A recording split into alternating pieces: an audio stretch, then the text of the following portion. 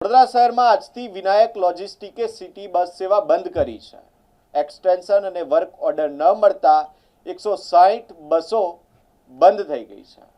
હવે વડોદરા શહેરના લાખો લોકોનો ભાર નવી શરૂ થયેલી માત્ર 30 બસ ઉઠાવશે, જેને લઈને હવે વડોદરા શહેરના લોકોને ભારે મુશ્કેલીનો સામનો કરવો પડે તેવી પરિસ્થિતિ સર્જાઈ છે।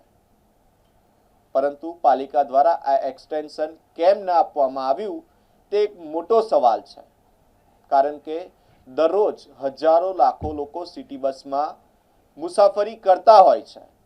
ત્યારે આ નવી શરૂ થયેલી 30 બસ આ લોકોનો ભાર કેવી રીતે ઉઠાવશે એક મોટો પ્રશ્ન છે। વિનાયક સિટી બસ તરફથી આજથી સિટી બસ સેવા બંધ કરવામાં આવેલ છે। અમારી પાસે વર્ક ઓર્ડર જે હતો એ 30 જૂન સુધીનો હતો, પછી કોઈ અમને એક્સટેન્શન આપવામાં આવ્યું નથી। એક્સટેન્શન નથી આવ્યું એટલે અમે આજે સિટી બસ ચલાવી શકીએ એવું નથી।